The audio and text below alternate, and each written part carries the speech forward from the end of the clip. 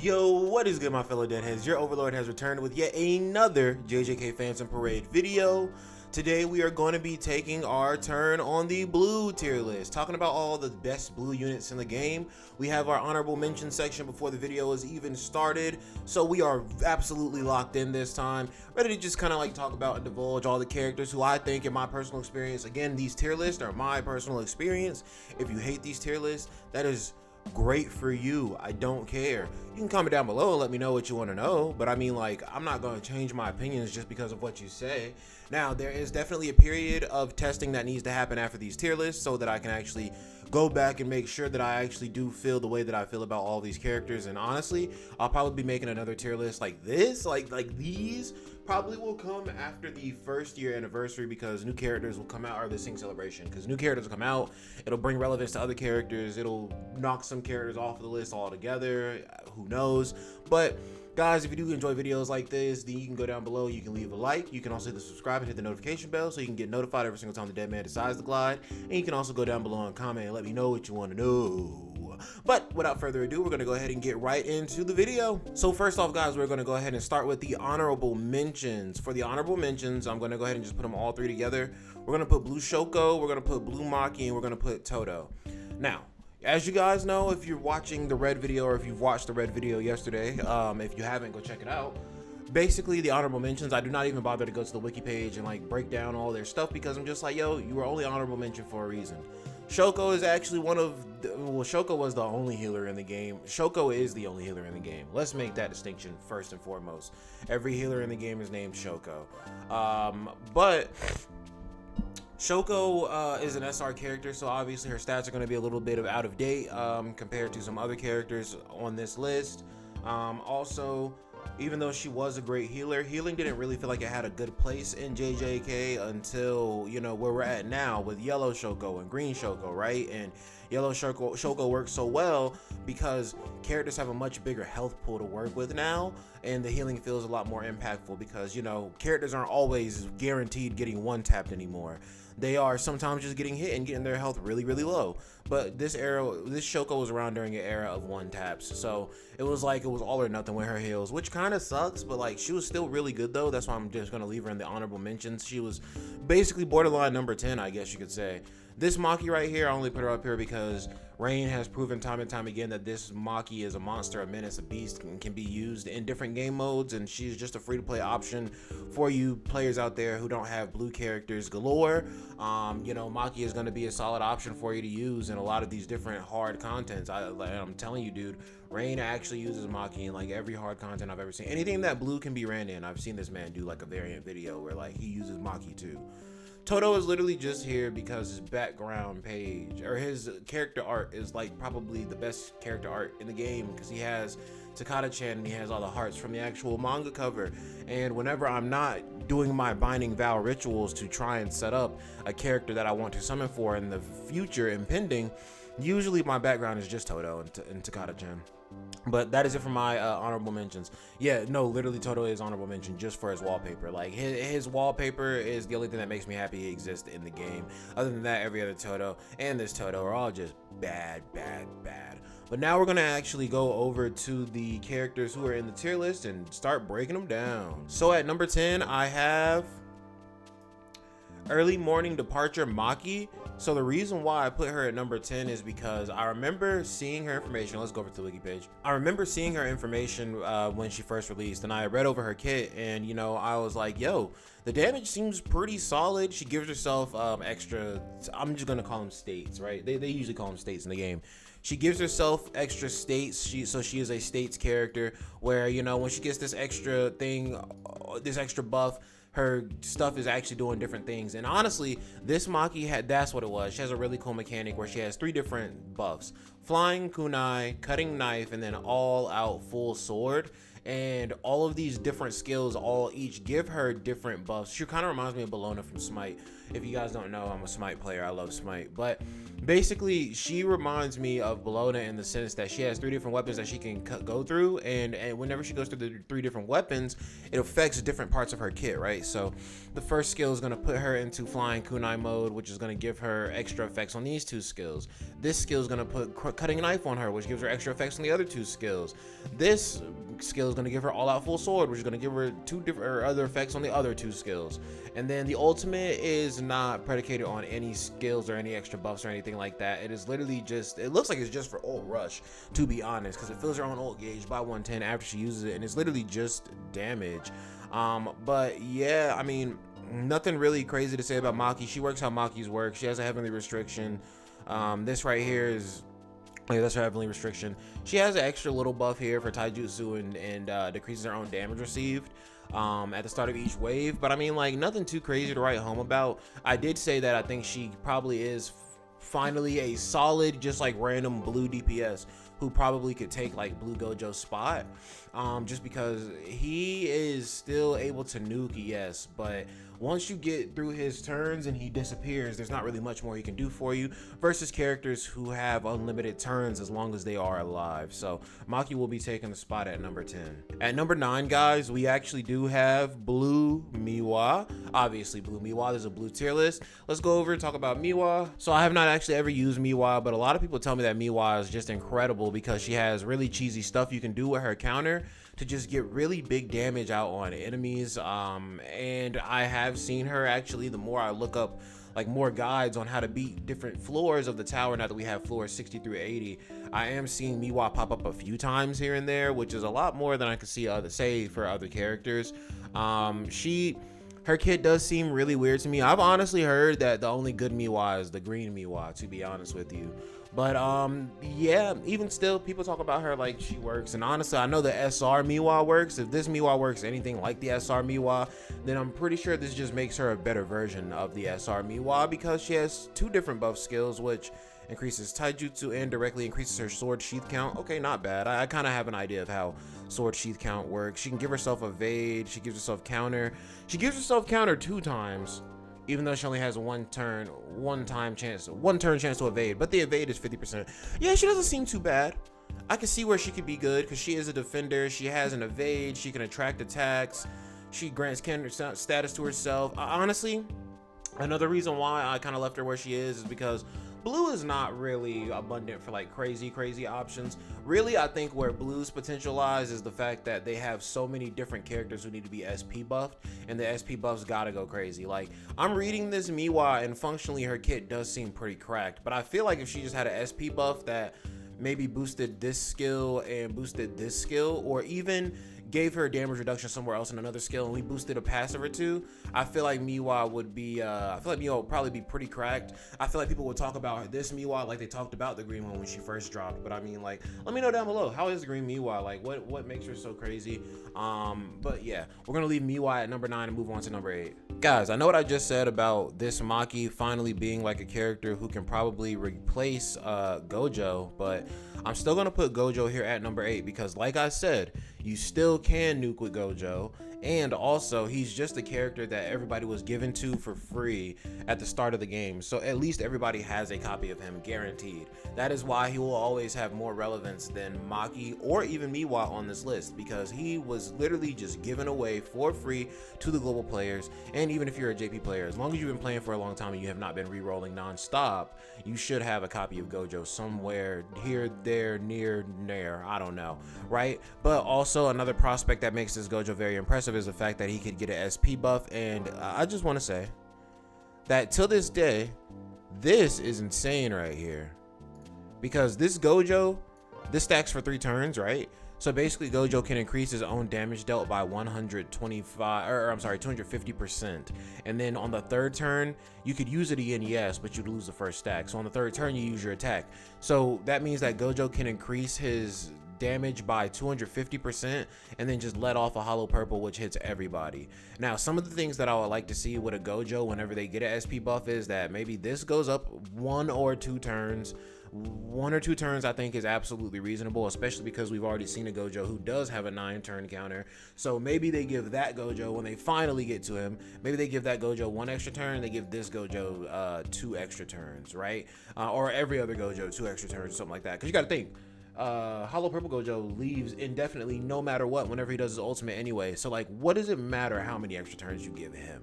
Right, this Gojo doesn't leave whenever he does his Hollow Purple or whenever he does red, so it does kind of matter how many extra turns you give him. But I mean, he has zone, like he has good inklings of a good kit, and I mean, like, his kit was insane when he first dropped. It's just all pure damage though. That's the only issue. He has no extra skill effects. The only extra skill effect he has is increasing his own damage, which, is that skill effect or skill purpose at that point? Skill effects are all the extra things a skill does, right? Skill purpose is the only thing a skill does. The only purpose of the skill is to boost his damage. So I think at the very least we could see a buff on this skill. We could see this buff for sure. We could see black. We're definitely gonna see a zone increase on this Gojo. But I wonder what skills they'll upgrade. Honestly, with SP buff, he already gets extra stats, so they might think that that's enough to make him even more overpowered in the skill department, even though I think we should definitely see a buff to at least one of the skills.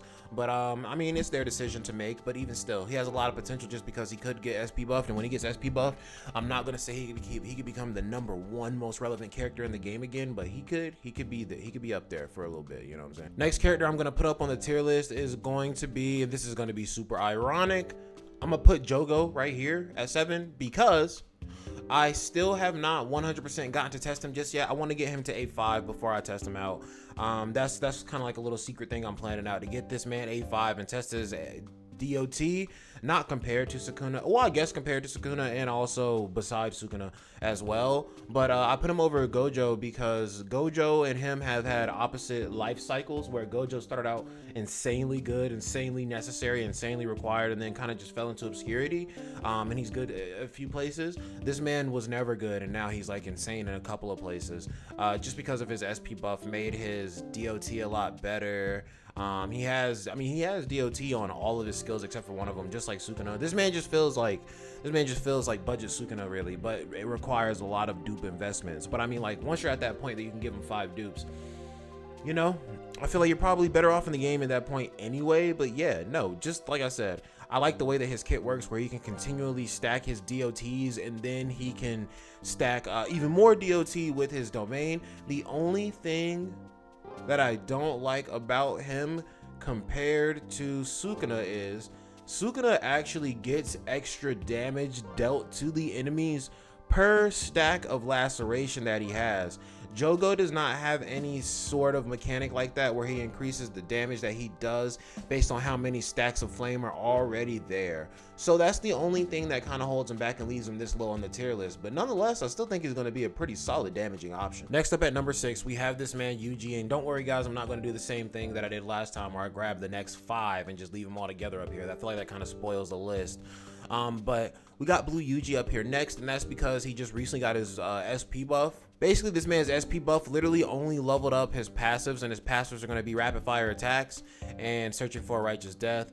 So searching for a righteous death is actually, the rest of his kit functions the same way, or the rest of his skills say the same thing. They obviously don't function the same way because his damage is going to be a little bit different. But now, instead of it being 15% damage for every attack performed up to 55%, now Yuji starts off getting 20% extra damage at the start of the turn all the time, and then he gets an extra amount of damage for the number of stacks of continuous attacks on enemies. And he stacks combo attack, kind of like, you know, Miwa's Sheath count, or kind of like, you know, Gojo's Curse Core count, something similar to that, right? So he's going to be stacking more damage out, and this damage maxes out at like 150, 100 something percent. I can't remember the exact percent. I don't have Discord open on the side right now. But then this one right here changes to, if an ally's HP is 60% or below, gives himself the, if the ally's HP is 60% or below, or if he has the assisting guardian or something like that passive, which is just like an extra buff that he has on him. Pretty much they made an extra buff for Yuji to have, so that if he has the buff, the allies can have more HP instead of having 40% HP. Do you understand that? Like, instead of Instead of allies having to be at 40% HP, now it's, we gave Yuji this buff. So now if an ally falls below 60% HP and you have this buff, the same thing happens instead. But the only difference is the buff comes back after 3 turns, so Yuji can continually do this effect right here after every 3 turns basically. So he's still going to reduce his damage received, he's still going to give himself revival status. I think he gives everybody damage reduction for a turn or 2, and then he also attracts enemy attacks as well. But again, like I said, he can do this over and over again now instead of just being able to do it one time in battle. The revival status is not going to come back over and over again, but everything else will happen over and over again. And I think that just makes him so much better in longer battles. He might not be the best if you're trying to do like a quick, you know, nuki type of run, but I feel like a lot of the missions in this game nowadays are a lot more longer on the longer side. So I'm gonna go ahead and leave Yuji up here above all of the spammier, or not fast spammier, but faster kind of like nuki damage kind of characters, and then we'll elaborate on the first of our top 5. So at number 5 we got this man Kamo. Kamo, again, his skills are not on the wiki, or we can check. I don't think his skills are on the wiki just yet, because yeah, his skill 2 and his skill 3 have already changed, but they're still not on the wiki just yet. But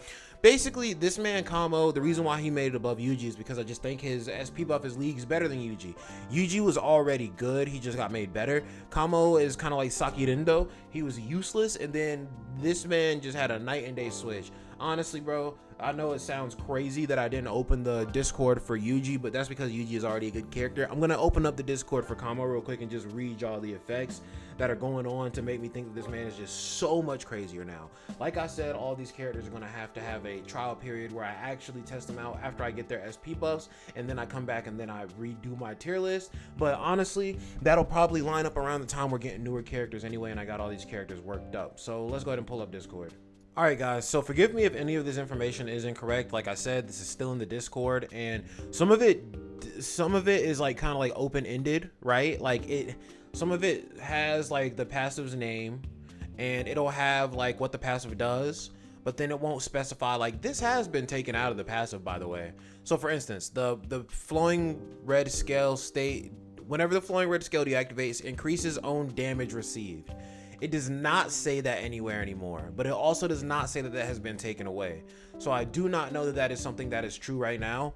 He still might take damage after the red scale effect goes away. But let's see. Now he starts the battle with the red scale effect instead of having to activate the red scale effect. And then the red scale effect is going to be, so this is right, all this right here is basically the flowing red scale effect. It used to be taijutsu damage increased by, oh boy. Okay, I don't want to read all of this now, chat, that I've actually put it up to the actual size it's supposed to be. Flowing red scale now increases. It does this same thing, except for it has a higher buff, and then it also goes to a higher range as well whenever you have more like extra cursed energy. So kind of like how Kenjaku, or not Kenjaku, how Gato characters work, where if they have extra cursed energy they can do more stuff. So what Kamo's is now is he gets extra damage dealt increased by 40% instead of 10%, and it can go up to 50% if you have extra cursed energy. This is if you have 60 cursed energy. This is going from 38% Jujutsu stat to 80% Taijutsu and Jujutsu stat with 100% at 60 cursed energy. This one has gone to recovers cursed energy by, that one's still 5. And you increase your own damage dealt by, oh no, I'm sorry. The damage dealt increase is this one that's been changed. The damage dealt special increase has not changed. It's this one that's changed from 5% to 40% up to 50%. This one is, oh, I guess all of this is just the same up here, and all of these are the ones that changed, huh? I see. Increases own damage received by 10% for 6 turns. Okay, so yeah, it just says it right there, but it doesn't say it on the skill over here. But I'm sorry, guys, I'm making this a lot more confusing than it needs to be. Just understand that all of the buffs on this skill have increased, and now they have a higher range because they're based off of his cursed energy. That is basically what I was trying to say instead of just explaining the skill. And then also we have his skill 3 being changed from, it used to be a single target if it was basic, and then if you're in flowing red scale, it turned into an AoE. Now it's just an AoE all the time, whether you're in flowing red scale or not, or you're always going to be in flowing red scale at the start of the battle anyway. Just so much smarter, so much better. And then what it turns into is 280% jujutsu damage to all enemies, so stronger than it was in flowing red scale state. In the base state, increases all enemies blue taijutsu and jujutsu damage received by 20% for 4 turns, increases the effect further with flowing red scale by an additional 30%. So basically this skill now is an AoE guaranteed, deals 20% or does 20% damage increase received to enemies from the taijutsu and jujutsu side, and also if the skills are blue, and also does an extra 30% on top of that if he's in flowing red scale state. So just a lot better of a debuffer, a lot better of a damage dealer. So I think he's going to be a very strong tool to make Yuji look a lot better. So that's why I put him over Yuji, because he is a debuffer, yes, but along with being a debuffer, that kind of makes him not a buffer, but like it just makes people, buffers and debuffers both serve the same purpose of making other characters look better. So we'll move on to our number 4. Number 4, we got Blue Inumaki. Blue Inumaki clears Nori Toshikamo, because Nori Toshikamo is still newer and all of his stuff isn't even on the wiki yet, so I can't even read everything 100% on the official place that it's supposed to be in. But Inumaki is already tried and true. He's already been here. He is a blue debuffer. He has really good debuffs. He has a really good system for healing himself after he uses skills, which other Inumakis don't usually have. Let's see. Fills his own ultimate gauge, decreases all enemies jujutsu by 40% for 2 turns. So he's also giving allies better survivability because he is lowering the enemy's damage that they're doing. He's lowering or he's increasing their damage received as well. And then also right here on his ultimate, he's also increasing all the enemy's damage received as well. So just a really strong blue support all around. Has really good self-sustainability with his healing. And like I said, Kamo is a bit newer, so we're gonna have to actually try him out, and he seems like he's as good as where I put him. He seems like he's top 5 level in my opinion, but like I said, we still have to test him out and see if he is actually on that level or not. So for now, Inumaki will be clearing him. And I do just want to say, guys, even though Inumaki, I haven't used him, I do own him now, and I actually used him for the first time the other day, so he is pretty good. Unfortunately, mine was not worked on, or I think all of my characters weren't worked on to the degree. The problem is sometimes when you're looking up runs on stuff, characters are worked on the surface, and then like there's extra work that the content creator has done on the SP system, but they don't show the SP system, and then you're like doing much less damage. You're sitting there like, why? I wonder why. But that's another video for another day. Next character up on the list is going to be Geto. Feel like Geto was a pretty solid, clear-cut standard character when he first came in. This is crazy. Recovering his own cursed energy is just insane, but I feel like he kind of just like has always been a good character.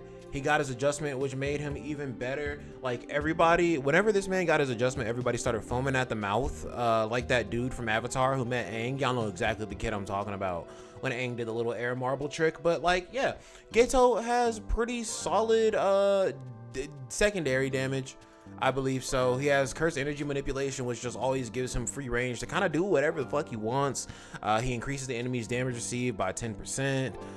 He decreases the enemy's taijutsu stat as well, so that makes the enemies not hit as hard. And he also increases the enemy's jutsu damage received at the same time. Wow, I didn't even know that. And these effects are furthered even more from him having extra cursed energy. So just again, he has extra cursed energy, kind of like, how do I say? He has ways to give himself extra cursed energy built into his kit. His skills have better effects based off of him having more cursed energy, and he has some pretty solid debuffs in his kit, and he's just been a very solid standard character in the game. And also, he is another character who does not have an SP buff just yet, but he's still actually pretty good. So when his SP buff comes out, he possibly could dominate the game and clear number 1 for this list, but we don't know yet. Number 2, Momo. Very obvious stuff here. Where would a color be without its buffers? Momo has the really insane buff of increases all allies damage by 68.7% for 2 turns, increases all allies break damage by 20% for 2 turns. That alone speaks for itself. This is for all allies, including her. It only stacks for 2 turns, but the amount that you're getting from it is so monumental, it doesn't really matter. As long as she is the front person on your team, everybody can benefit off of these things being stacked together twice. So everybody can benefit off of 137.4% allies damage increase and a 40% increase to break damage. This skill I literally never use, but I mean, still another good skill. It just costs more cursed energy. It's probably why nobody ever uses it, but increases allies crit rate by 45.1%, increases allies critical hit damage by 30% for 2 turns, and increases all enemies critical hit resistance, or decreases all enemies critical hit resistance by 30% for 2 turns. Like I said, this skill really doesn't see that much use, but even still, she is just really good buffing. She has 2 strong ass skills. They have not, I don't think they've actually buffed a like a straight up buffer. Yeah, like the first buffer that they buffed was Junpei, and Junpei is not even really like a buffer. He has a buff skill, but like I don't think they've actually buffed a character in the sense like they buffed the entire team yet. When they start doing that, the game's gonna turn into a real scary place. SP buff supports are gonna be carrying the entire game. It doesn't matter who they release, doesn't matter who's the highest DPS. It's gonna be SP support, SP buff supports. And then also her ultimate takes away ultimate gauge count, which has actually saved me way more times than I'd like to admit. And not only that, she also has a 90% chance to stun on it too. So just a very well thought out support. Very excellent job. She also gets right there, boom, if own HP falls under 60% in battle, grants evasion status to self for 2 times as well. So just another thing that makes her survivability a little bit better too. Just an excellent support character. Oh, and also increases the selected enemy's damage received on her skill 1. That's just a skill 1 by 20% at that. Like, bro, this Momo is phenomenal. Then let's go over to our very clear obvious number 1 winner. All right guys, so obviously number 1 is going to be the king of curses himself, Sukuna. Sukuna is just an absolute oddity of damage, an absolute menace. This man's kit is insane. He has 3 different skills which all provide a debuff called laceration, which is just DOT. It's basically just bleed. Literally, this man gets more damage for every stack of laceration that is already going on. Let's see, each stack of laceration increases an additional damage of laceration by 20%. So because Sukuna says that, and Jogo does not say that, is why Jogo is all the way down here and not somewhere more like up here, like number 4 or number 3 or something. But like, yeah, Sukuna's damage just works in a really nutty way because of this laceration stack here. He has really good, his cursed energy, or no, his cursed energy doesn't boost any faster than anybody else's, but it's like he has a lot more versatility with his cursed tech energy because his skill 1 and his skill 2 both cost 0 cursed energy. So you basically, I like to explain Sukuna as having 2 basic skills and 2 ultimates. Because I say this one's like an ultimate because this one right here is a basic skill at 20 cursed energy. But at 40 cursed energy, it does even more damage and does even more stacks of laceration. At 90 cursed energy, it does really crazy damage, really crazy stacks of laceration. 3 stacks of 50% laceration and then 1,200% damage, right? And if you come look at his ultimate, literally nearly 1,700% damage. So his skill 3 at 90 cursed energy is literally only 500% different from his actual ultimate. And then his stacks of laceration, 3 turns of 50% stacks for 3 turns. The ultimate is 4 turns of 50% stacks for 4 turns. So like literally 2 ultimates, 2 basic skills. Sukuna is super fucking crazy. He can do whatever you feel like doing with him. Oh, not to mention that after you do his domain and you get the 4 stacks of laceration at 50% continuous jujutsu damage, even though he gets extra stacks of laceration, 20% for every stack of laceration. Not to mention the entire time you were building towards his ultimate, you could have just been using his skill 1 for more stacks of laceration as well, because that's 1 stack of laceration each. And then afterwards, you have to use this skill 1 time, which does not do any laceration, but then afterwards, you have enough cursed energy to do this skill at 90 cursed energy 2 times back to back, which is adding 3 more stacks of laceration each. Did you guys get a headache when I was explaining laceration?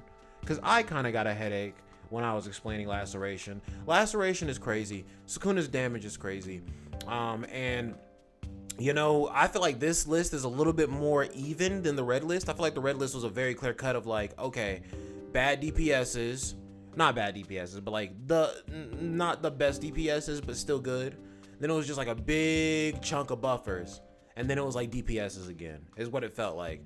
Whereas this one feels like the DPSs and the buffers are more evenly sprinkled about, especially at the top of the list. But if you guys did enjoy this list and disagreed, or even, oh my gosh, if you guys enjoyed the list or even disagree with any of my opinions, you can definitely go down below and leave a comment and let me know what you think about the tier list. You could also subscribe and hit the notification bell so you can get notified every single time the dead man decides to glide. And you can also comment down below. Well, now you can also leave a like down below because the dead man was just tricking ya. Of course I'm logged in. Of course I know what I'm saying. Of course I'm just doing my outro to my videos that I always do every single day.